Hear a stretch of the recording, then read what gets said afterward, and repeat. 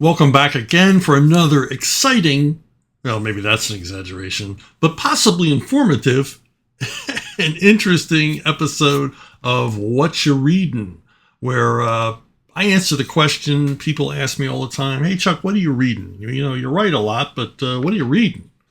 For enjoyment, for information, for research, whatever. So I'll share a few here, and we'll start with a comic book project. Someone recommended, and I'd like to thank you, recommended I read The End, a one-shot Punisher comic written by Garth Ennis and drawn by Richard Corben. This thing is like, oh my gosh, it's almost 20 years old now. So I'm not sure how I missed it because I'm a big Rich Corben fan. I've been a fan of Corben's ever since he worked in the underground comics that you had to go to head shops to buy back in the 70s. He did my first exposure to him was a comic called Rolf, and it was set in a post-nuclear world about a mutated sentient German Shepherd. Somehow was a sort of mix between a dog and a human. Don't ask any questions. And it simply blew me away. Corben is not acknowledged, I don't think, as the incredible storyteller that he was. What really impressed me about Rolf, and it was this, cheesy little pulp paper, black and white, basically graphic novel. It was like, I believe it was like 32 pages long. It took up the entire contents of this underground comic. And what really impressed me was how cinematic the storytelling was, and the number of panels, because it's a sentient dog. He doesn't talk. The number of panels and pages which were told without captions or dialogue, and I became a dedicated Richard Corben fan from that point on. And he's the perfect match for Garth Ennis, and particularly what Garth Ennis wants to achieve here with Punisher: The End. It basically tells the story of how, one possible story of how Frank Castle dies. And it's probably the bleakest story I have ever read. Now, Corben did a lot of post-apocalyptic stuff, which makes him perfect choice for this project. And generally bleak, humorless, not fun, not feel-good stories. But Ennis cranks it up to 11. Seriously, this thing reads, it makes Cormac McCarthy's The Road seem like a Doris Day movie. I won't spoil the plot for you, but basically Frank is many years in the future, and Frank is serving time in Sing Sing. He's a life imprisonment, solitary confinement, because he's apparently killed 36 convicts before they realized what was going on, and it was a mistake to let Frank Castle loose in a facility filled with felons. And he's been locked away in solitary, and now a nuclear war is imminent. Like 30 to 60 minutes away. It's going to happen. And the guards at Sing Sing are under orders to exterminate all of the prisoners because they don't want them around in a post-nuclear war. In addition to that, there is a bomb shelter, a radiation-proof bomb shelter underneath Sing Sing. And you kind of know what happens because it's Frank Castle. Frank Castle ends up surviving.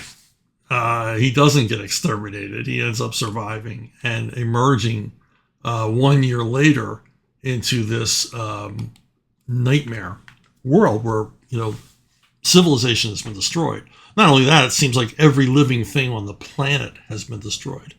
But this is Frank Castle, and he's going to find the people responsible. He feels this is the greatest crime ever perpetrated in the history of crime, and he's going to find the guys that did it. And like I said, I won't tell you any more about the plot, except to say it's just bleak, but wonderfully told. Compulsively readable.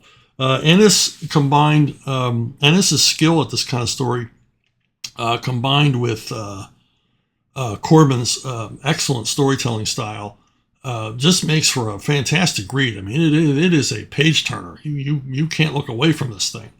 And I really enjoyed it. I really had a good time with it. My only complaint, and this is a complaint I have about a lot of Ennis work, is he really needed a caption to tell you that a year had passed.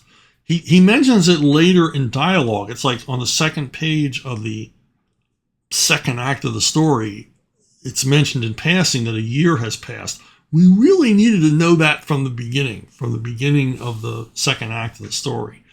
And I've noticed this in Ennis's work that he eschews those kind of captions, the meanwhile back at the ranch kind of informative caption. And I don't like them either. But there's a way to do it. There's a way to work it into the story a little earlier to let the reader know.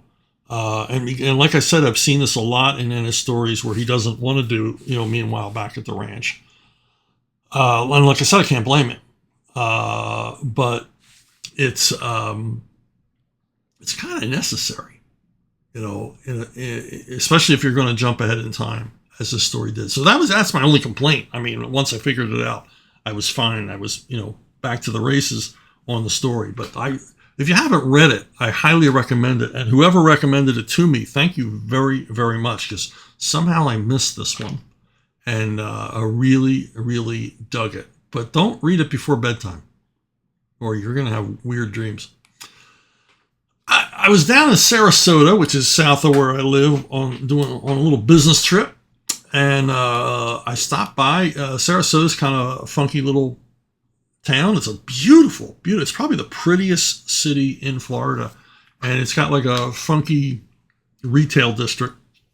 And there was a used bookstore there. So I was in town. I stopped in, and they had a near complete collection of Dirty Harry paperbacks in really unread condition. Probably former store stock or something.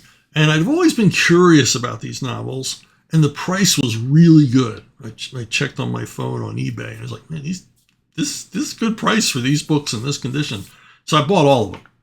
And the cashier was very nice. She said that she hoped they made my day. And I've always been curious about these novels, what was going on. So I picked out number 3 and read it. They're written by Dane Hartman. I don't know, it's obvious pseudonym. I don't know if that was a house name. These were published by Warner Books. And I enjoyed it. I will read the rest. And what I liked about it was I've always been a big Dirty Harry fan. But what I liked about it was more like the first movie than the movies that followed. Like Raiders of the Lost Ark, I consider there's only one Dirty Harry movie. Like, there's only one Indiana Jones movie for me. Sequels are unworthy. Every Dirty Harry sequel is unworthy. They just don't match up to the first film. They alter the character. They soften it. And some of them are just plain awful. I mean, the Deadpool is just one of the worst movies ever made. It's certainly Clint Eastwood's worst movie ever made. It's like a bad episode of McCloud. But I really liked the book because it stayed more to the tone and tenure and characterization of the first movie. In fact, it was better than any of the sequels. This would have made an excellent sequel. And it has Harry. I mean, come on, there's a formula here. Harry's let loose against a team of sex traffickers operating out of Berkeley, where they're abducting college girls and basically, breaking them and importing them to foreign buyers. Yeah, seedy. They all deserve to die, and they all do, strangely. And as a subplot, kind of a complication for things, there's a black nationalist group, which was introduced in The Enforcer. If you've seen The Enforcer, you remember the character Big Ed Mohammed, and he has this black African nationalist group, and it's brought back to the novel. And the novels very much pay attention to the continuity of the movies, which is cool. And this sex trafficking group are trying to pin their various murders they've committed on this black nationalist group in order to draw the investigation away from them. But Harry knows Big Ed, and he knows he would never be involved in anything like this. So he's suspicious from the beginning. But it's, action-packed, lots of shoot 'em up, lots of punch ups. My only problem with it is they delve a little too much into the sex stuff, and some of the action scenes go on a little long. But I imagine, this is a men's paperback from the 70s, early 80s. This is pretty much a prerequisite. If you were going to write one of these, your editor was telling you, put the violence and sex forward as much as possible. And because that's what, these he-men want to read. But it's enjoyable. I will read some of the others, if not all of them. Okay. If you haven't checked it out, I got my own He-Man novel out there, Siege of the Black Citadel. It's well received. It's selling well. People seem to like it, which I've heard a lot of good, kind words about it. I have completed a second and a third novel. They are in the pipeline. Should be available soon. I saw cover roughs for the cover for the second book, and looks really cool. And that's about it. Check it out on Amazon or go to Archaven Comics. If you go to Archaven Comics, you will get a free ebook along with the paperback, and I'll provide links below. That's it. Thanks for watching. Thanks for listening, and I'll tell you more about what I've been reading down the road.